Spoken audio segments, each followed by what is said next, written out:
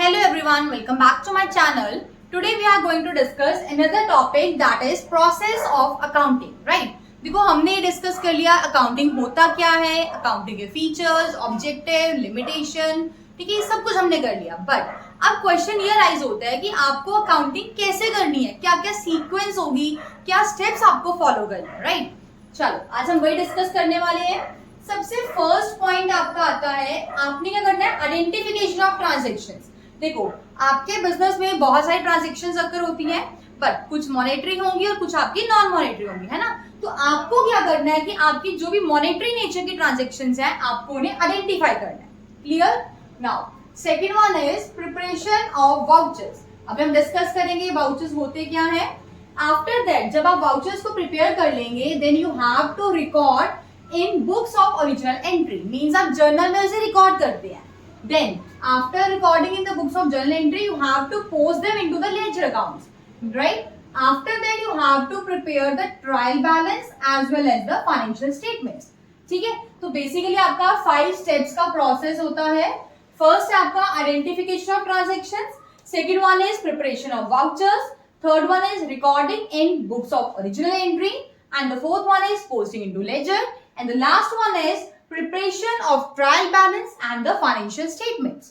ठीक है, चलो अब हम वन बाय वन डिस्कस करते हैं. देखो आइडेंटिफिकेशन ऑफ ट्रांजैक्शंस क्या होता है. जैसे कि आपको बताया मैंने अभी कि आपके बिजनेस में बहुत सारी ट्रांजैक्शंस अक्कर होती है ना. उसमें से कुछ आपकी फाइनेंशियल नेचर की होंगी, कुछ आपकी नॉन फाइनेंशियल होंगी, राइट? बट हम अकाउंट्स में क्या करते हैं, सिर्फ और सिर्फ उन्हीं ट्रांजैक्शंस को रिकॉर्ड करते हैं जो आपकी कैसी होती है, फाइनेंशियल नेचर की, राइट? जिसे आप मनी की टर्म्स में एक्सप्रेस कर सकते हो और मेजर कर सकते हो. और जितनी भी आपकी अदर ट्रांजैक्शंस होंगी क्वालिटेटिव नेचर की, उन सभी को आप इग्नोर कर देते हो, है ना? चलो एक बार देखते हैं क्या लिखा है. Accounting deals with business transactions which are of monetary nature. कैसी होनी चाहिए वो? मॉनेटरी मींस जिसे आप मनी की टर्म्स में एक्सप्रेस कर सको. ठीक है? In other words, the transactions which cannot be measured and expressed in terms of money cannot be recorded in accounting. अगर कोई ऐसी ट्रांजैक्शन है जिसको आप एक्सप्रेस नहीं कर सकते हो मनी की टर्म्स में, ठीक है, मनी की टर्म्स में अगर आप उन्हें एक्सप्रेस नहीं कर सकते हो then you do not have to record that particular entry in your accounts. Clear? जैसे कि देखो हमने कैरेक्टरिस्टिक्स में भी इसका एग्जांपल किया हुआ है. सपोज किसी, ये आपका प्रोडक्शन मैनेजर है, ठीक है, ये आपका प्रोडक्शन मैनेजर, ये आपका सेल्स मैनेजर. अगर इन दोनों के बीच में कोई भी कॉन्फ्लिक्ट हो जाती है, ठीक है, किसी तरह की भी लड़ाई हो जाती है, तो आप इसको रिकॉर्ड नहीं करेंगे. क्या आपने सुना है कभी कि अकाउंट्स में आप रिकॉर्ड कर रहे हो कि 2 पर्संस के बीच में लड़ाई होगी? नो. या फिर इसके अलावा एक और बहुत इंपॉर्टेंट है, क्या आपके स्ट्राइक कर देते हैं जो एम्प्लॉइज, क्या आप उन्हें रिकॉर्ड करते हैं कभी भी? नो. क्या आप ऐसे लिखते हो कि मेरे कस्टमर्स, कंज्यूमर सेटिस्फाई हैं और सेटिस्फाई नहीं है? क्या आप कुछ ऐसा लिखते हो? Of course no. तो आप सिर्फ और सिर्फ उन्हीं ट्रांजैक्शंस को रिकॉर्ड करते हैं those which are expressed in the terms of money. Clear? चलो अब नेक्स्ट पॉइंट करते हैं हम, प्रिपरेशन ऑफ वाउचर्स. देखो वाउचर्स क्या होते हैं, जैसे आप कोई भी सामान लेके आते हो, है ना, गुड्स सर्विसेज कुछ भी आप प्रोवाइड करवा रहे हो या आप ले रहे हैं, अगर परचेज कर रहे हैं, राइट, तो आपको कुछ एक रिसीट मिलती है ना. अब वो रिसीट क्या होती है? आपकी वाउचर्स होती हैं. अकाउंट्स की टर्म में उन पर्टिकुलर रिसीट्स को हम क्या बोलते हैं? वाउचर्स. तो ये क्या कहते हैं कि आप on the basis of source documents entries are first of all recorded in the vouchers. ठीक है, जो भी आपका सोर्स डॉक्यूमेंट होगा उसके बेसिस पर सबसे पहले आप एंट्रीज को रिकॉर्ड कहाँ करते हैं? वाउचर्स में. और वाउचर्स के बेसिस पर आप अपनी रिकॉर्डिंग करते हैं इन the books of original entry और वी कैन से जर्नल.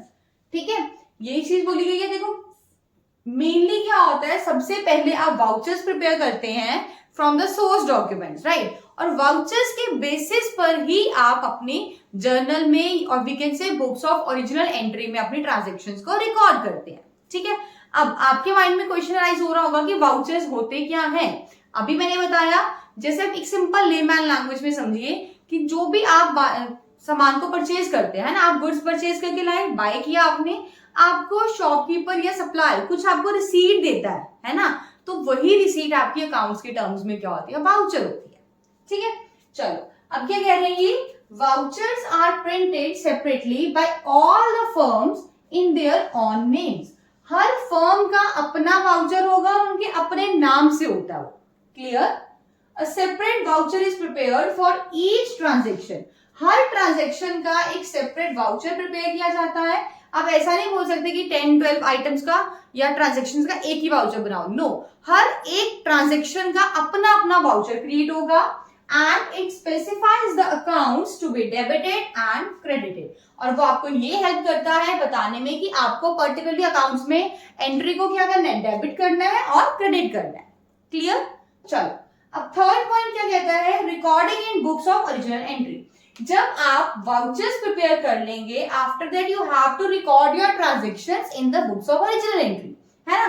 देखो क्या कहते हैं, the books in which transactions are recorded for the first time. जहां ऐसी बुक्स जहां पर अपनी ट्रांजैक्शन को आप सबसे पहली बार रिकॉर्ड करते हैं, अब वो कहां से रिकॉर्डिंग होगी, फ्रॉम द वाउचर और source documents are called books of original entry. और इन्हीं बुक्स ऑफ ओरिजिनल एंट्री को हम बोलते हैं जर्नल। ठीक है, जर्नल क्या होता है, देखो journal is one of books of original entry in which transactions are recorded in a chronological order. Chronological order होता है टाइम टू टाइम, जैसे जैसे डेट वाइज, है ना, जैसे जैसे ट्रांजैक्शंस अक्कर होंगी आप उसी ऑर्डर में उसी सीक्वेंस में उसे रिकॉर्ड करेंगे। राइट, ये लिखा हुआ है day to day order according to the principles of double entry system. जो भी आपका डबल एंट्री सिस्टम होगा उस रूल को फॉलो करते हुए ही आप अपने journal original books of entry है उसमें ट्रांजैक्शंस को रिकॉर्ड करते हैं in a chronological order. Right, अब क्रोनोलॉजिकल ऑर्डर क्या है, day to day means time के बेसिस पर, जिस टाइम में जिस डेट को जिस सीक्वेंस में अराइज हो रही है उसी सीक्वेंस में आप उसे रिकॉर्ड कर रहे हैं। ठीक है, अब यहां पर ना एक चीज ध्यान देने वाली है, अगर तो देखो आपका बिजनेस है लार्ज लेवल का, है ना, तो आपकी जो बुक्स ऑफ एंट्रीज होती है ना वो सब डिवाइड हो जाती है। लार्ज से पहले हम देखते हैं अगर आपका बिजनेस है स्मॉल बिजनेस, तो आप जो रिकॉर्डिंग करेंगे ना बुक्स ऑफ ओरिजिनल एंट्री की वो आपकी होगी और जर्नल के अंदर। राइट, अगर यही आपकी बिजनेस ट्रांजैक्शंस बहुत ज्यादा हो रही हैं, ठीक है, बहुत लार्ज अमाउंट पर आप ट्रांजैक्शंस करते हैं, तो आप सिर्फ जर्नल में रिकॉर्ड नहीं कर पाओगे। आपको क्या करना होता है, जर्नल को सब डिवाइड करना होता है जिसका नाम है आपका सब्सिडरी बुक्स। ठीक है, आप सब्सिडरी बुक्स में उसे रिकॉर्ड करते हैं। देखो जर्नल में आपकी मिक्स एंट्रीज बनती है, कैश की ब्यूसी में आ रही है, sales, purchase, sales return, discount, everything. Right, but subsidiary books का मतलब क्या है कि आप सेपरेट बना रहे हो, कैश का आप एक अलग अकाउंट बना रहे हो, परचेजेस का अलग एक अकाउंट बना रहे हो, अगर हम बात करें सेल्स तो आप सेल्स का एक सेपरेट अकाउंट बना रहे हो, इसी तरह परचेज रिटर्न, सेल्स रिटर्न, ठीक है, सबके अलग अलग अकाउंट्स बनते हैं। ये आप चीज तब फॉलो करेंगे if your business is of large level, और बट अगर आपका बिजनेस स्मॉल लेवल है देन आप एक अकाउंट बनाएंगे, that will be your journal. Clear? Now after recording in the books of original entry you have to posting them into the ledger. देखो ledger में posting करने का क्या मतलब है कि आपकी ट्रांजैक्शन जो सिमिलर नेचर की है ना, आप उसे एक सेपरेट अकाउंट में ट्रांसफर कर देते हो, है ना, तो उसी जो सेपरेट अकाउंट होता है उसी पर्टिकुलर अकाउंट को हम बोलते हैं लेजर अकाउंट। ठीक है, देखो क्या लिखा गया है, the next step in the accounting process is to transfer all the entries recorded in the journal. जो आपने रिकॉर्ड किया था जर्नल में या फिर सब्सिडरी बुक्स में, आप उन्हें क्या करोगे, उनके रिस्पेक्टिव अकाउंट्स में पोस्टिंग कर दोगे, और उस पर्टिकुलर रिस्पेक्टिव अकाउंट का नाम है आपका लेजर अकाउंट। ठीक है, अब फॉर रिकॉर्डिंग इन लेजर, अब आप अगर आपको रिकॉर्ड करना है लेजर में, सबसे पहले क्या करेंगे, all the transactions are classified and transactions of similar nature. Similar nature का क्या मतलब है कि सपोज हम बात करें परचेजेस की, तो जितनी भी ट्रांजैक्शंस आपकी परचेजेस की होंगी थ्रू आउट योर बिजनेस, तो आप सारे उसको एक साइड रखोगे। अगर हम बात करें सेल्स, तो जितने भी आपकी ट्रांजैक्शन सेल्स की हैं आप उसे एक साइड पर अकाउंट में रखिए। ठीक है, तो ये सिमिलर नेचर का मतलब यहाँ पर ये है, क्या कह रहे हैं, all the transactions are classified and transactions of similar nature are recorded in one place. एक जगह पर रखेंगे, मतलब सेपरेट अकाउंट बनेगा, in an account open in their name. वही सिमिलर नेचर मतलब एक नेचर है परचेज, तो उसी के नाम से हम एक अकाउंट बनाएंगे, that will be your purchases account. अगर हम बात करें सेल्स, तो हमारा अकाउंट का नेम बन जाएगा सेल्स अकाउंट, ठीक है, विच विल प्रोवाइड। अब ऐसा करने से आपको होगा क्या, आपको एक कंप्लीट पिक्चर मिल जाएगी of all the transactions related to them at a glance. आपको देखते ही पता चल जाएगा कि मेरी टोटल सेल्स इतनी है, टोटल परचेजेस इतनी है, परचेज रिटर्न इतनी है, क्योंकि सेपरेट अकाउंट है। आपको जितनी जितनी भी आप परचेजेस कर रहे हो, आप शो कर रहे हो, एंड में आपको बैलेंस दिख जाएगा, है ना। बट जर्नल में क्या होता है, आपको मिक्स एंट्रीज करनी पड़ती है, आपको उसमें से आइडेंटिफाई करना पड़ता है। तो ये चीज बहुत इंपॉर्टेंट बोली गई है। क्या कहा गया है, all transactions are classified and transactions of similar nature are recorded in one place. उसका आप एक सेपरेट अकाउंट बनाएंगे। अब ऐसा करने से क्या होगा, it will provide a complete picture of all the transactions related to them at a glance. आपको देखते ही हर एक कंप्लीट इंफॉर्मेशन मिल जाएगी, ठीक है। चलो, next point is preparation of trial balance and financial statements. देखो, जब आपने पोस्टिंग कर दी है लेजर अकाउंट्स पे, after that you have to prepare your trial balance as well as after that, after preparing trial balance you have to prepare your financial statement, ठीक, जिसके अंदर आप क्या करते हैं, ट्रेडिंग एंड पीएनएल अकाउंट बनाएंगे and then balance sheet. चलो एक बार देखते हैं क्या बोला है। Last step in the accounting process is the balancing of ledger account. आप क्या करेंगे, जो आपने लेजर अकाउंट बनाए थे उनको बैलेंसिंग करेंगे, and preparation of trial balance with the help of such balances. और जो आपके ये बैलेंसेस आएंगे ना, इनकी हेल्प से आप क्या बनाएंगे, ट्रायल बैलेंस, ठीक है। अब ट्रायल बैलेंस क्या होता है, trial balance is a statement. सबसे पहली बात ये है कि एक अकाउंट नहीं है, ये क्या है, आपकी स्टेटमेंट है, prepare with the debit and credit balances of ledger account. जब आप लेजर अकाउंट, अभी देखो, अभी आपको लग रहा होगा कि मे बी लेजर क्या है, डेबिट क्रेडिट बैलेंसेस क्या है, अभी आप जस्ट थ्योरेटिकल वे से समझिए। आने वाले चैप्टर्स में हम अभी लेजर अकाउंट्स प्रिपेयर करना सीखेंगे प्रैक्टिकली, तो आपको क्लैरिटी हो जाएगी, ठीक है।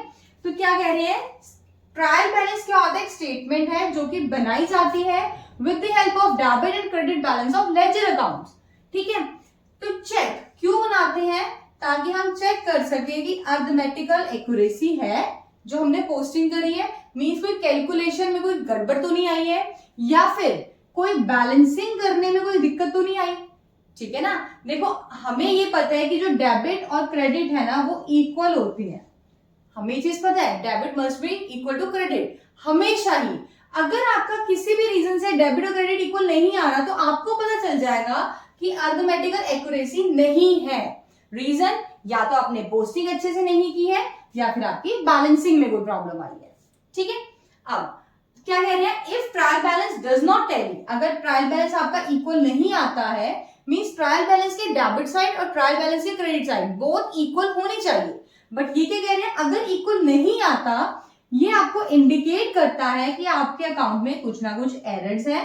एरर्स किस में है, या तो आपके पोस्टिंग के टाइम पर, या फिर जब आपने उनको बैलेंसिंग किया है अकाउंट्स को तब, ठीक है। And steps are taken to locate and rectify such errors. और आप, ऐसा तो है नहीं कि जब आपको पता चला कि मैच नहीं हो रहा मेरे अकाउंट्स या ट्रायल बैलेंस, तो आपको पता चला कि एरर्स हैं, तो आप इतना ही देख के छोड़ दोगे क्या, या आप स्टेप्स लोगे कि इन एरर्स को कैसे आप रेक्टिफाई कर पाओगे, है ना। तो यही बोला गया है, and steps are taken to locate and rectify such errors as. अब यही जो ट्रायल बैलेंस का देखो बैलेंस आएगा ना आपका, उन्हें ही आप यूज करते हैं क्या बनाने के लिए, फाइनेंशियल स्टेटमेंट्स बनाने के लिए, ठीक है। देखो, as the trial balance contains the balances of all ledger accounts, it provides a basis for the preparation of financial statements. अब फाइनेंशियल स्टेटमेंट्स में क्या आती है आपकी, ट्रेडिंग अकाउंट, एक आपका बनेगा ट्रेडिंग, और एक बनता है आपका P&L account, means profit and loss account, और सेकंड आपकी स्टेटमेंट बनती है, that will be your balance sheet. अब जो आपका ट्रेडिंग एंड P&L अकाउंट होता है, वो आपको बताएगा कि आपके बिजनेस की प्रॉफिटेबिलिटी क्या है, ठीक है, आपके बिजनेस की प्रॉफिटेबिलिटी क्या है। और जो आप बैलेंस शीट बनाएंगे, that will B provide you a financial position, आपको इंफॉर्मेशन मिलेगी आपकी फाइनेंशियल पोजीशन की, क्लियर, ठीक है। तो आज के लेक्चर में हमने डिस्कस किया है प्रोसेस ऑफ अकाउंटिंग। आपके कुछ पॉइंट्स थे, बेसिकली 5 पॉइंट्स थे, वन बाय वन हमने डिस्कस किए हैं। I hope you like this video. Thanks and have a wonderful day.